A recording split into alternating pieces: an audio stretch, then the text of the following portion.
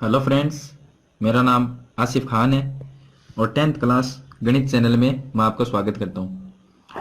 आज मैं आपको बताऊंगा 10th क्लास मैथमेटिक्स का एक नया क्वेश्चन। इस वीडियो में मैं बात करेंगे यूनिट 3 जिसका नाम है दो चर वाले रैखिक समीकरण युग्म, और एक्सरसाइज है वो है 3.3 जिसका क्वेश्चन नंबर है वो 1 है। तो क्वेश्चन नंबर 1 में हमें यहाँ पर दिया गया है निम्नलिखित रैखिक समीकरण युग्म को प्रतिस्थापन विधि द्वारा हल कीजिए।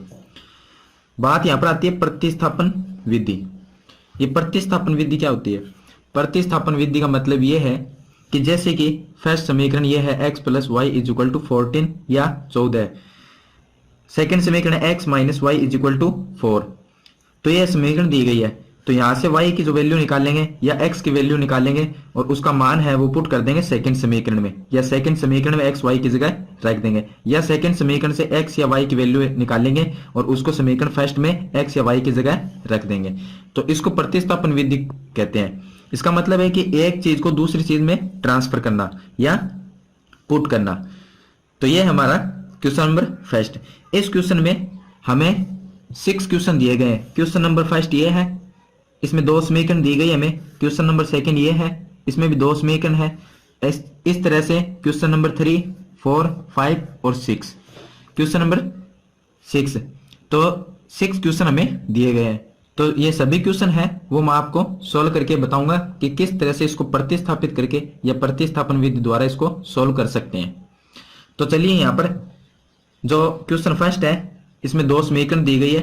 इस समीकरण को मैं आपको हल करके बताता हूं। तो यहां पर मैं सोल्व करता हूं answer first. Question number first का आंसर फर्स्ट। आंसर फर्स्ट में हमें 2 समीकरण दी गई है। समीकरण फर्स्ट है x plus y is equal to 14, ये समीकरण फर्स्ट। और समीकरण सेकेंड हमारी x minus y is equal to 4, ये समीकरण है सेकेंड। तो 2 समीकरण आ गए हमारे पास में।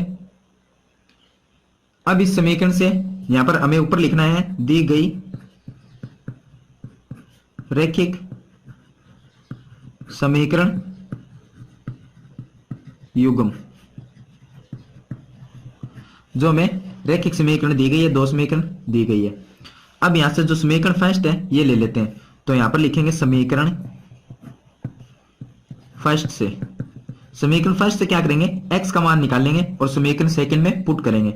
तो समीकरण फर्स्ट ये हमारी, तो ये समीकरण फर्स्ट है x plus y is equal to 14, ये समीकरण फर्स्ट है। अब इससे क्या करेंगे, इस y को इस साइड में लेके आएंगे। तो यहाँ पर प्लस में है तो इस साइड में आने के बाद में ये माइनस में हो जाएगा। तो इसको हम लिख देंगे x है वो अपनी जगह ही रहेगा। तो x फिर इज इक्वल टू, ये बराबर का निशान, y को इस साइड में ले आएंगे तो 14 पहले से है, ये 14 लिख देंगे। अब y को इस साइड में लेके आए तो माइनस में y हो गया, तो माइनस y। ये हमारे पास में, इसको नाम दे देंगे समीकरण 3। अब ये समीकरण 3 आ गई। यहां से x की वैल्यू हो गई हमारे पास में x बराबर 14 माइनस वाई, ये x की वैल्यू हो गई। अब यहां पर हम क्या करेंगे, x की वैल्यू है वो समीकरण सेकंड है उसमें पुट कर देंगे। समीकरण फर्स्ट से हमने ये मान निकाला था, x की वैल्यू निकाल ली। अब समीकरण सेकंड में इसको पुट कर देंगे या x की जगह रख देंगे। तो यहां पर समीकरण 3 आ गए हमारे पास में। यहां लिखेंगे समीकरण 3 से x का मान समीकरण सेकंड में रखने पर। तो यहां पर जो है x की वैल्यू 14 माइनस वाई है, इसको हम समीकरण सेकंड है हमारी x minus y is equal to 4, तो x की जगह हम लिख देंगे 14 माइनस वाई, ये रख देंगे। तो यहां पर समीकरण सेकंड है x minus y is equal to 4, ये हमारे पास में समीकरण सेकंड है। अब इस समीकरण सेकंड में क्या करेंगे, x की जगह हम रख सकते हैं 14 माइनस वाई, क्योंकि x की वैल्यू है तो x की वैल्यू x की जगह रख सकते हैं। तो यहां पर लिखेंगे हम 14 माइनस वाई, और माइनस वाई पहले से है तो minus y is equal to 4, इसको लिख देंगे। अब उसके बाद में इसे सोल्व करेंगे तो यहां पर 14 माइनस वाई, तो यहां पर 14 माइनस वाई इन दोनों को जोड़ लेंगे तो माइनस वाई हो गया -2y। Is equal to 4। अब इसे सोल्व करेंगे, यहाँ पर 14 है, ये संख्या है, तो -2y को इस साइड में रखेंगे तो -2y, और 14 को इस साइड में लेके आएंगे तो ये माइनस में हो जाएगा, तो इज इक्वल टू 4 पहले से है तो यहाँ पर 4, और ये 14 है माइनस में हो जाएगा तो -14। अब इसको सोल्व करेंगे, -2y इज इक्वल टू 14 में से 4 माइनस कर देंगे तो यहाँ पर हमारे पास में रह जाएंगे -10, क्योंकि बड़ी संख्या है वो माइनस में, तो -10, यहाँ से माइनस कैंसिल हो जाएगा। उसके बाद में 2y इज इक्वल टू 10 आ गया।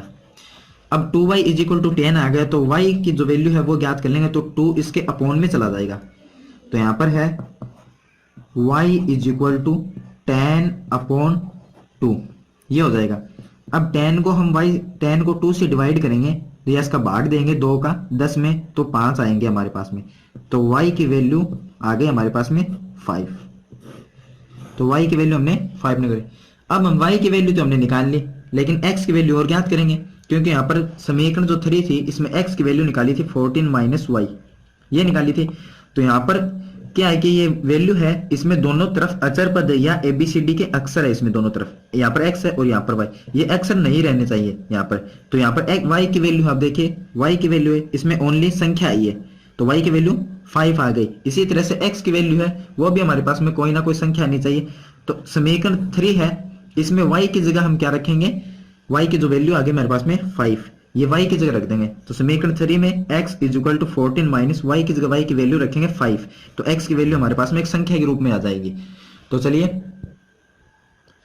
तो यहाँ पर y का मान समीकरण 3 में रखने पर, तो y का मान है वो समीकरण 3 में रखेंगे, क्योंकि y की वैल्यू है वो हमारे पास में आ चुकी है, y की वैल्यू है वो है 5, तो y की जगह हम 5 रख देंगे तो हमारे पास में x की वैल्यू है वो आ जाएगी।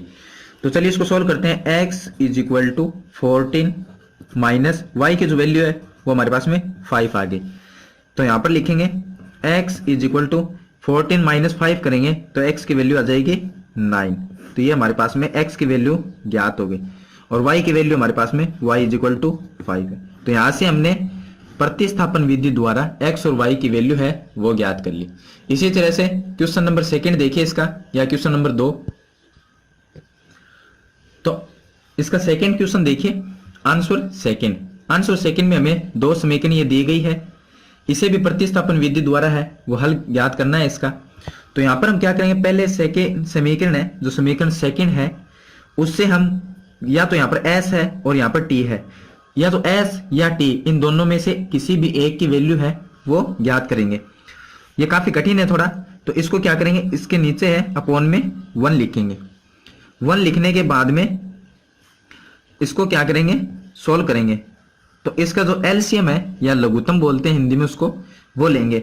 एलसीएम कैसे लिया जाता है मैं ये भी आपको बता देता हूं। एलसीएम लिया जाता है तो अपॉन में जो संख्या है 3, 2 और 1, इन सभी संख्या को मल्टीप्लाई करेंगे। 3 को 2 से मल्टीप्लाई करेंगे 6 आएगा, 6 को 1 से मल्टीप्लाई करेंगे 6 आएगा, तो इसका जो एलसीएम या लघुत्तम है वो 6 हो गया। अब इस 6 में 3 का भाग देंगे या 3 से 6 को डिवाइड करेंगे, तो 3 का भाग देंगे 6 में तो हमारे पास में आएंगे 2 या 2 को s से मल्टीप्लाई करेंगे तो यहाँ पर 2s हो जाएगा, प्लस 6 को 2 से डिवाइड करेंगे या इसका भाग देंगे 2 का 6 में तो हमारे पास में आएंगे 3 को हम t से मल्टीप्लाई करेंगे तो 3t हो जाएगा। उसके बाद में इक्वल का निशान है ये लगा देंगे, चिन्ह है जो 6 में 1 का भाग देंगे या इससे डिवाइड करेंगे तो 6 आएगा, और 6 को 6 से मल्टीप्लाई करेंगे ऊपर की संख्या से तो यहाँ पर 36 हो जाएगा।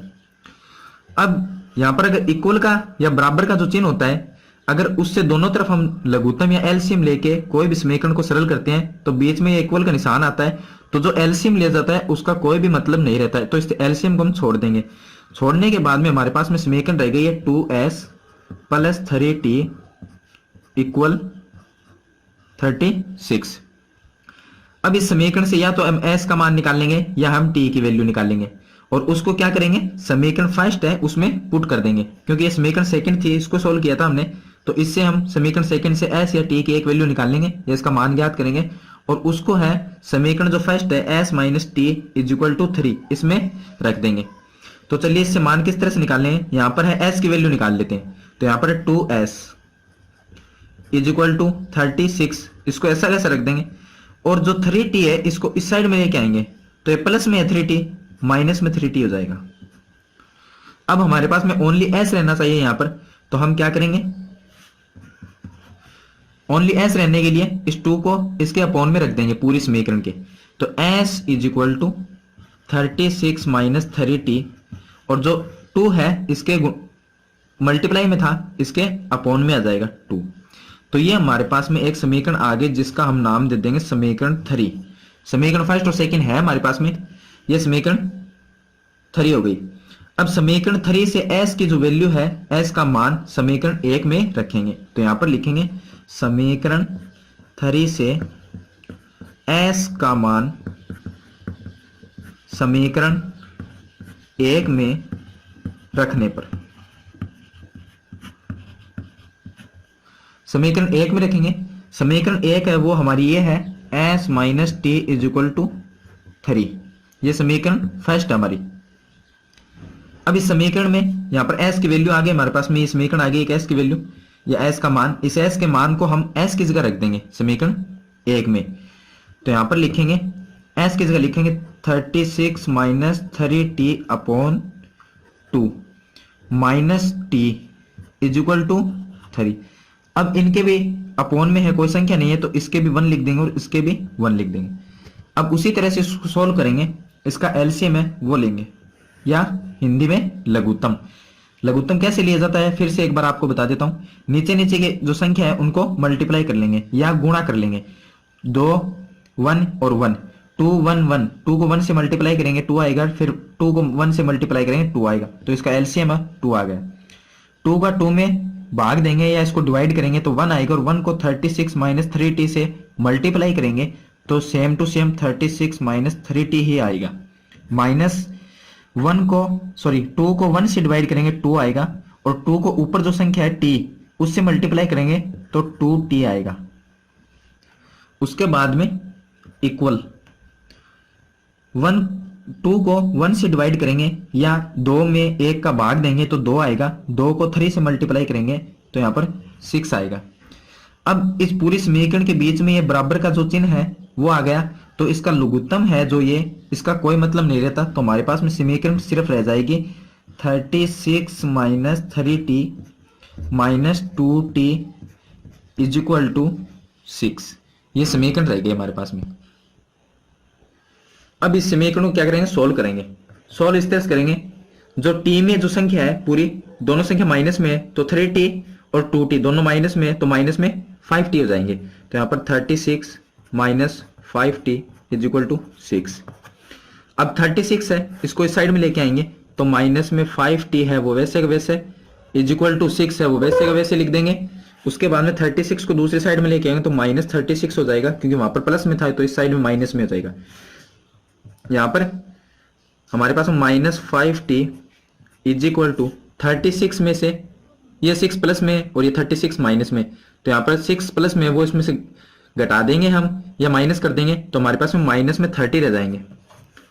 अब हमारे पास माइनस से माइनस कैंसिल हो जाएगा, तो हमारे पास में संख्या आ जाएगी 5t इज इक्वल टू 30, ये आ गई। तो t बराबर हमारे पास में आ जाएगी 30 अपॉन 5। 30 में 5 का भाग देंगे, इसको डिवाइड करेंगे तो हमारे पास में t की जो वैल्यू है t इज इक्वल टू वो आ जाएगा 6। तो t की वैल्यू हमारे पास में 6 आ गई। अब t की वैल्यू को हम क्या करेंगे, समीकरण 1 में पुट कर देंगे, तो हमारे पास में s है उसकी वैल्यू आ जाएगी, क्योंकि इस समीकरण में दो ही चर राशि है s और t। तो t की वैल्यू हमने ज्ञात कर ली, तो t की वैल्यू हम समीकरण 1 में रखेंगे तो हमारे पास में s की वैल्यू आ जाएगी। तो यहाँ पे लिखेंगे t का मान समीकरण 1 में रखने पर, तो समीकरण 1 में रखेंगे। समीकरण 1 हमारी s minus t is equal to 3, इसमें रखेंगे तो s की है s माइनस टी की वैल्यू हमारे पास में 6 इज इक्वल टू 3। उसके बाद में इसे सोल्व करेंगे तो s है वो यहां पर रखेंगे इज इक्वल टू 3, 6 है इस माइनस में दूसरी साइड में लेके आएंगे प्लस में 6 हो जाएगा, तो 3 और 6 इन दोनों को जोड़ लेंगे या ऐड कर लेंगे तो s इज इक्वल टू 9। तो s की वैल्यू आ गई 9 और t की वैल्यू हमारे पास में 6। तो इस तरह से ये प्रतिस्थापन विधि द्वारा s और t की वैल्यू है वो या मान है इसका वो हमने ज्ञात कर लिया। तो ये था क्वेश्चन नंबर सेकंड। अब देखिए क्वेश्चन नंबर इसका 3। अब नेक्स्ट में देखें क्वेश्चन नंबर 3। फर्स्ट क्वेश्चन और सेकंड क्वेश्चन मैंने आपको सॉल्व करके बता दिया। ये क्वेश्चन नंबर इसका 3 देखिए, इसमें दो समीकरण दी गई 3x minus y is equal to 3 और दूसरे समीकरण है 9x minus 3y is equal to 9। तो इसका आंसर देखिए, तो यहां पर आंसर 3 दी गई रैखिक समीकरण, ये हमें दो समीकरण दी गई है। इन दोनों समीकरण से क्या करेंगे, x या y की कोई भी एक वैल्यू निकालेंगे और दूसरे समीकरण में है वो पुट कर देंगे या दूसरे समीकरण में उसके स्थान पर रख देंगे।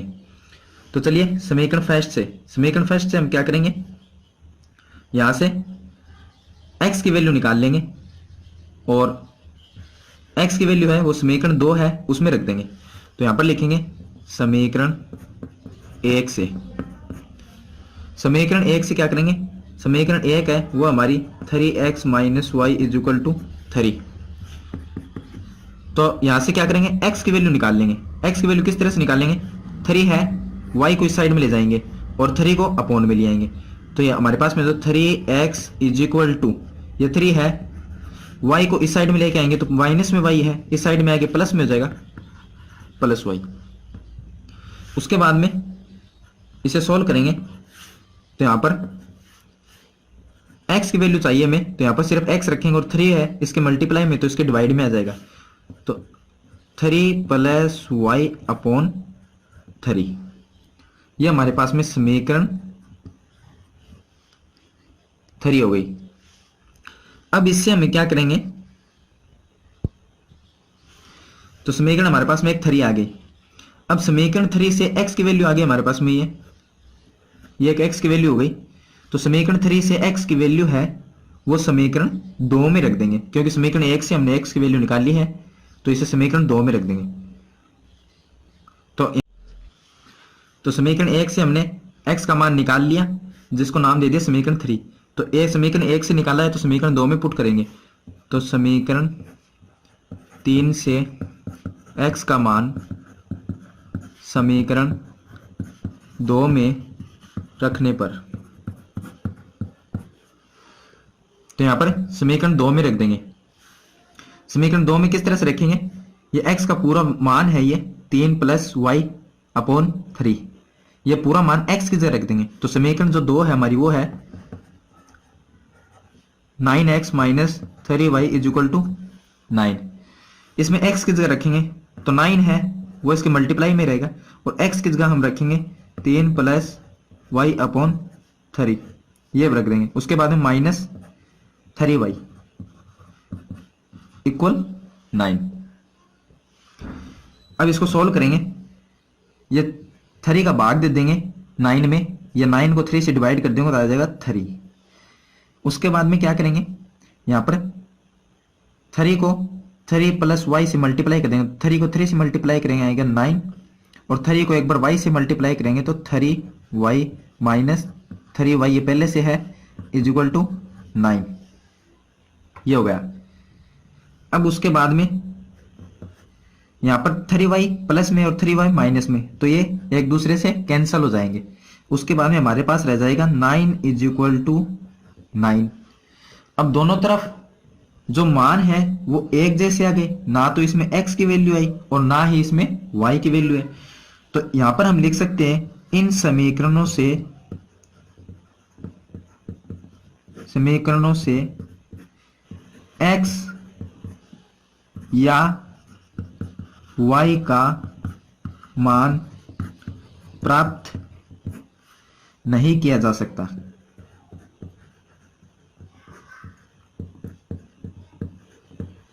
नहीं किया जा सकता है क्योंकि दोनों समीकरण जो हमें समीकरण दी गई थी क्वेश्चन में, वो दोनों समीकरण एक ही है, वो दोनों समीकरण एक ही है। इसलिए हम x और y का जो मान है या इसकी वैल्यू है वो प्राप्त नहीं कर सकते। तो यह था क्वेश्चन नंबर 3। आगे देखिए क्वेश्चन नंबर 4। तो क्वेश्चन नंबर 3 है, मैंने आपको बता दिया सोल्व करने में, इसमें x और y की वैल्यू है वो प्राप्त नहीं कर सकते।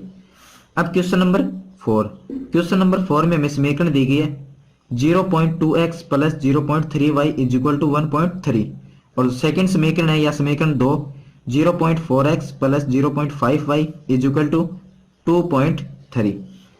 चलिए इसको सोल्व करेंगे प्रतिस्थापन विधि द्वारा। एक समीकरण से x या y का मान निकालेंगे और दूसरे समीकरण में रख देंगे। इस तरह से x और y का मान है वो ज्ञात करेंगे। तो चलिए इसको सोल्व करते हैं। तो आंसर 4 में देखिए दी गई समीकरण, जो हमें समीकरण दी गई, समीकरण फर्स्ट ये है और समीकरण सेकंड ये है। तो हमारे पास में दो समीकरण है। तो अब ये जो समीकरण है हमारे पास में, ये दोनों समीकरण, इनके अंकों के बीच में पॉइंट आ गया। अब इस पॉइंट को कैसे हटाएंगे? तो इसको सरल रूप में लिखेंगे पहले।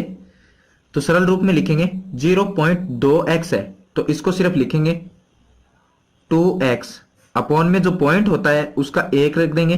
पॉइंट के बाद में संख्या कितनी है, x को छोड़कर कितनी संख्या, एक संख्या है 2 तो उसका 0 लगा देंगे। प्लस उसके बाद में 0.3y तो इसको लिखेंगे सिर्फ 3y और पॉइंट है उसका 1 लगाएंगे। पॉइंट के बाद में कितनी संख्या है, y को छोड़कर एक संख्या तो 10 इज इक्वल टू 1.3 तो इसको लिखेंगे 13 और पॉइंट का 1 और पॉइंट के बाद में कितनी संख्या है, एक संख्या है वो भी है 3 तो उसका 0। तो ये हमारे पास में एक समीकरण प्राप्त हो गई। अब इसको सोल्व करेंगे। सोल्व कैसे करेंगे? इसका एलसीएम या हिंदी में लघुत्तम कहते हैं वो लेंगे। इसका एलसीएम कैसे लेंगे? नीचे अपॉन में जो संख्या होती है उसका एलसीएम लिया जाता है। तो यहाँ पर 10 10 और 10 तो तीनों संख्या एक जैसी है तो इसका जो एलसीएम है या लघुत्तम वो 10 आ जाएगा। अब 10 का भाग देंगे 10 में तो 1 आएगा और 1 को हम 2x से मल्टीप्लाई करेंगे तो 2x आएगा। प्लस 10 का भाग 10 में देंगे 1 आएगा या 1 आएगा। 1 को 3y से मल्टीप्लाई करेंगे तो 3y भी आएगा। उसके बाद में यहाँ पर भी ऐसा ही आएगा 13 आएगा। अब यहाँ पर इक्वल का जो चिन्ह है वो आ गया तो ये लघुत्तम इसको हम छोड़ देंगे। तो हमारे पास में एक समीकरण बन जाएगी 2x plus 3y is equal to 13। ये समीकरण, इसको नाम दे देंगे समीकरण 3 क्योंकि समीकरण 1 और समीकरण 2 है हमारे पास में, ये समीकरण 3 हो गई। इसी तरह से ये समीकरण 3 आ गई। उसके बाद में क्या करेंगे, समीकरण जो सेकंड थे हमारे पास उसमें भी पॉइंट है तो उसको भी हम चेंज करेंगे, सरल रूप में लिखेंगे। तो यहाँ पर पहला है 0.4x तो इसको 4x लिखेंगे। तो यहाँ पर लिखेंगे 4x, इसके भी अपॉन में 10 ही आएगा। उसके बाद में प्लस यहाँ पर 0.5y है तो इसको 5y लिखेंगे, इसके भी अपॉन में 10 आएगा। और इक्वल 2.3 है तो इसको 2 और 3 लिख देंगे 23, इसके भी अपॉन में 10 आएगा। इसका भी एलसीएम लेंगे 10 आएगा और इसको सोल्व करें। 10 को 10 से डिवाइड करते हैं तो 1 आता है, 1 को 4x से मल्टीप्लाई करेंगे तो 4x, इसमें भी ऐसा ही होगा तो 5y आ जाएगा। इक्वल ये 10 को 10 से डिवाइड करेंगे 1 आएगा, 1 को 23 से मल्टीप्लाई करेंगे 23 आएगा। अब यहाँ पर भी इक्वल का जो चिन्ह है वो आ गया तो इस एलसीएम इसको छोड़ देंगे या लघुत्तम को छोड़ देंगे तो एक समीकरण बन जाएगी 4x plus 5y is equal to 23। तो ये हमारे पास में एक समीकरण रहेगी, इसको नाम दे देंगे समीकरण 4। तो अब हमारे पास में समीकरण, दो समीकरण हो गई है, समीकरण 3 और समीकरण 4। समीकरण 3 से हम x या y की जो भी है मान निकालेंगे और समीकरण 4 है उसमें रख देंगे। तो यहां पर लिखेंगे समीकरण 3 से। तो समीकरण 3 क्या है हमारी, वो है 2x plus 3y is equal to 13। इससे हम मान निकाल लेंगे x का। तो यहां पर लिखेंगे 2x बराबर 13, 3y है इसको दूसरी साइड में लेके आएंगे तो माइनस में 3y हो जाएगा। उसके बाद में यहाँ पर हमें x रखना है तो 2 को इसके अपॉन में रख देंगे तो x is equal to 13 minus 3y upon 2। ये समीकरण, इसको नाम दे देंगे समीकरण 5। अब यहाँ पर x की जो वैल्यू आ गई 13 माइनस 3y अपॉन 2।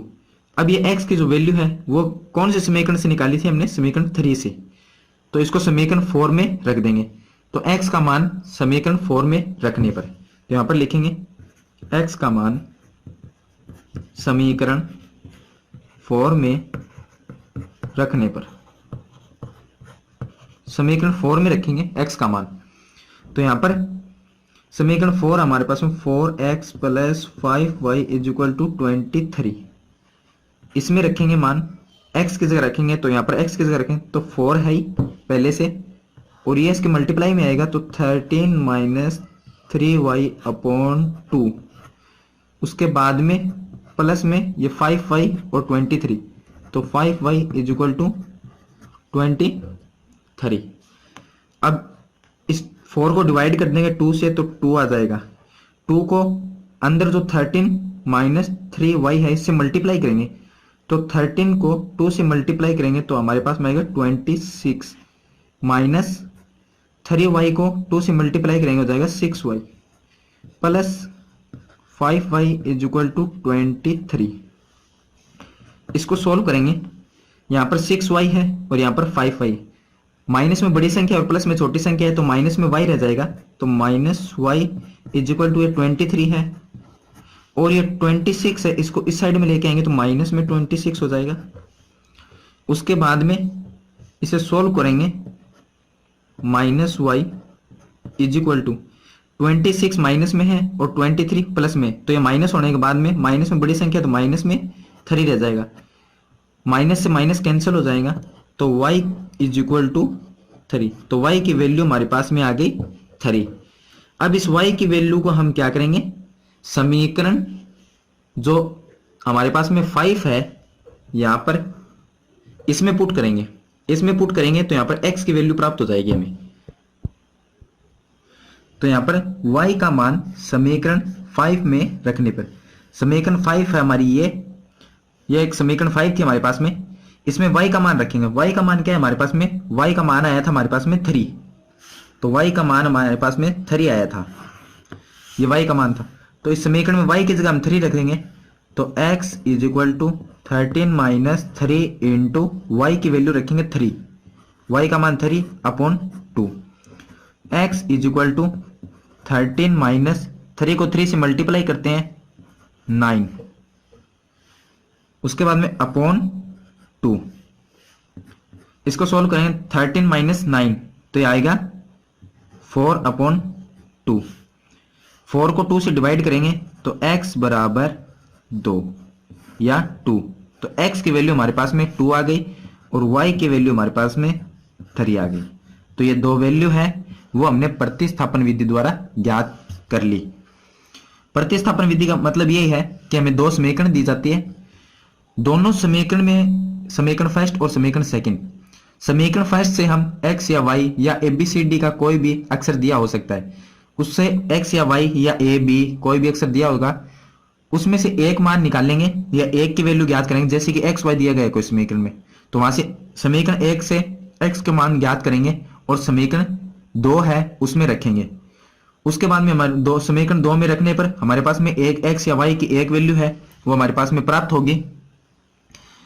उसके बाद में क्या करेंगे, x y की एक वैल्यू प्राप्त होगी संख्या के रूप में, वो संख्या के रूप में आने के बाद में उसे कोई भी समीकरण फर्स्ट या समीकरण सेकंड या समीकरण जो हमारे पास में 3 होगी उसमें पुट कर देंगे, उसमें पुट करने के बाद में या उसमें रख देंगे, उसमें रखने के बाद में क्या होगा हमारे पास में दूसरी वैल्यू है वो भी ज्ञात हो जाएगी। तो यही है प्रतिस्थापन विधि। तो चलिए मैंने आपको 4 क्वेश्चन है वो सॉल्व करके बता दिए। अब क्वेश्चन नंबर 5 और क्वेश्चन नंबर 6 वो भी मैं आपको एक बार दिखा देता हूं। तो ये है क्वेश्चन नंबर 5 और ये है क्वेश्चन नंबर 6। क्वेश्चन नंबर 5 में under root 2x plus under root 3y is equal to 0, second समीकरण under root 3x minus under root 8y is equal to 0। ये दो समीकरण इसमें दी गई है और समीकरण 2 ही इस क्वेश्चन में दी गई है। तो इसे भी आप इस तरह से सोल्व करेंगे। क्वेश्चन नंबर 5 है, यहां से क्या करेंगे x की वैल्यू निकाल लेंगे और समीकरण सेकंड में रख देंगे, वहां से हमारे पास में एक y की वैल्यू या x की वैल्यू प्राप्त होगी, उसे वापस समीकरण 1 में रखेंगे तो हमारे पास में दो वैल्यू प्राप्त होगी जो दोनों संख्या के रूप में प्राप्त हो जाएगी। इसी तरह से क्वेश्चन नंबर 6 को हमें करना है। चलिए मैं आपको सोल्व करके बता देता हूं कि कैसे इसको सोल्व करेंगे। ये देखिए आंसर 5 दी गई समीकरण, ये समीकरण फर्स्ट और ये समीकरण सेकंड। समीकरण फर्स्ट हम x का मान निकालेंगे और समीकरण सेकंड है उसमें रख देंगे। तो यहां पर लिखेंगे समीकरण 1 से, समीकरण फर्स्ट से, समीकरण फर्स्ट है √2x √3y = 0। इसको सॉल्व करेंगे। √2x, ये प्लस में 3y है, इसको इस साइड में भेजेंगे माइनस में हो जाएगा, तो बराबर -√3y। यहाँ पर हमें ओनली x चाहिए तो √2 मल्टीप्लाई में इसके डिवाइड में रख देंगे। तो यहाँ पर इसको सॉल्व करेंगे। x = -√3/√2 y, ये हो गया। तो इसको नाम दे देंगे समीकरण 3। ये x की एक वैल्यू आ गई, x की वैल्यू समीकरण 1 से निकाल ली है, अब समीकरण 2 में रखेंगे। यहां पर लिखेंगे x का मान समीकरण 2 में रखने पर, तो समीकरण 2 है हमारी √3x -√8y = 0। अब इसमें हम रखेंगे x की जगह x की वैल्यू रखेंगे -√3y/√2। तो यहाँ पर √3 है वो पहले से है, तो यहाँ पे लिखेंगे √3 और x का मान है वो ये लिखेंगे पूरा पूरा, तो -√3y/√2। उसके बाद में हमारे पास में यहाँ पर ये समीकरण थी हमारी, इसमें रखा है हमने, तो -√8y = 0। अब इसको सॉल्व करेंगे। √3 को √3 से मल्टीप्लाई करते हैं, सेम संख्या को सेम संख्या से मल्टीप्लाई करते हैं तो वो ओनली बिना अंडर की संख्या बन जाती है वही।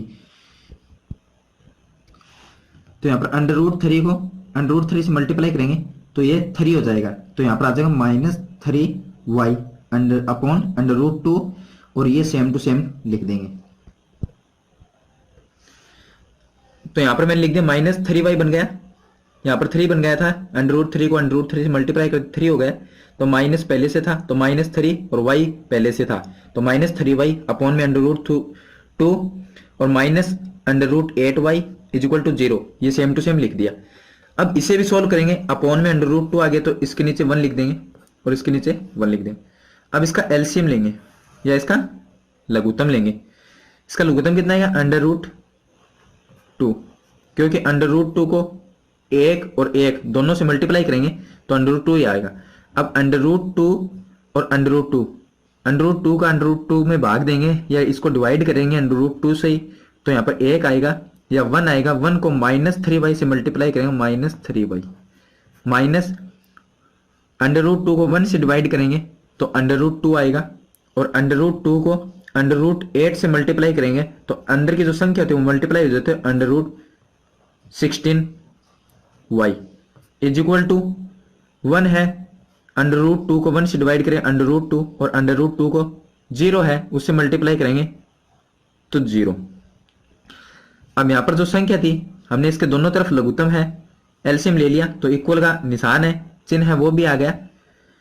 तो हम √2 है, एलसीएम इसको छोड़ देंगे तो हमारे पास में एक समीकरण रह जाएगी -3y -√16y = 0। ये हमारे पास में एक समीकरण आ गई।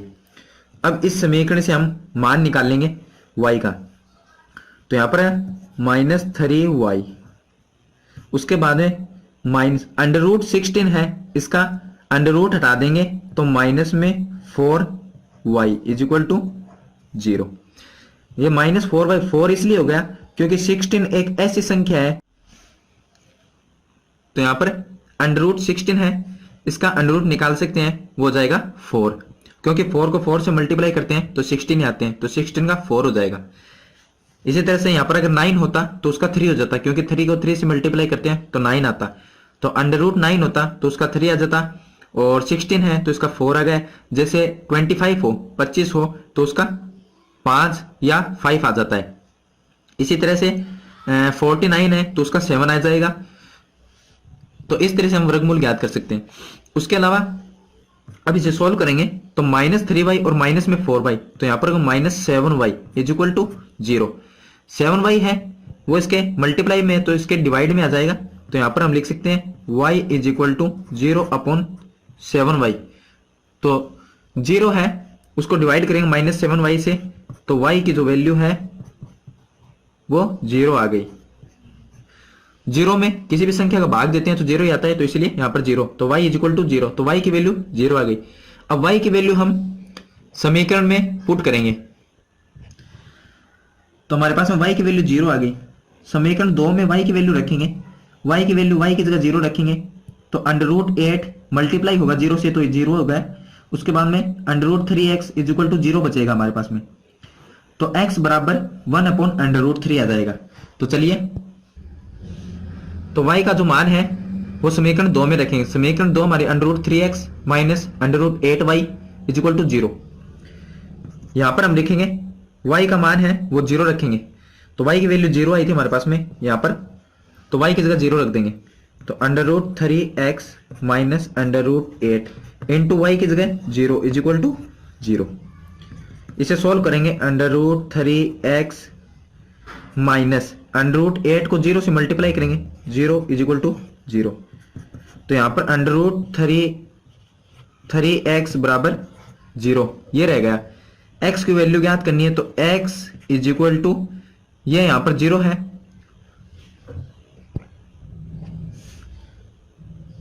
√3x इज इक्वल टू 0, तो x बराबर ये इसके 0 के अपॉन में आएगा, तो 0/√3। 0 में किसी भी संख्या का भाग देते हैं 0 ही आता है, तो x is equal to 0। x की वैल्यू भी 0 आई और y की वैल्यू है वो भी 0 आई, तो हमें दोनों वैल्यू है हमने प्रतिस्थापन विधि द्वारा है वो प्राप्त कर ली। अब लास्ट रह गया हमारा क्वेश्चन नंबर 6। तो क्वेश्चन नंबर 6 ये है हमारा, जिसमें ये फर्स्ट समीकरण और ये सेकंड समीकरण दी गई है। ये मैं आपको नहीं बताऊंगा सोल्व करके, क्योंकि मेरा जो वीडियो है वो काफी लंबा हो जाएगा, इसलिए जिस तरह से मैंने आपको ये 5 क्वेश्चन सोल्व करके बताया उसी तरह से क्वेश्चन नंबर 6 है वो भी सोल्व कर ली हो जाएगा। अगर मेरी ये वीडियो आपको पसंद आए तो इसे लाइक और शेयर जरूर कीजिए, और नए वीडियो की जानकारी के लिए मेरे 10th क्लास गणित चैनल को सब्सक्राइब कीजिए। Thank you. मिलते हैं नेक्स्ट वीडियो में।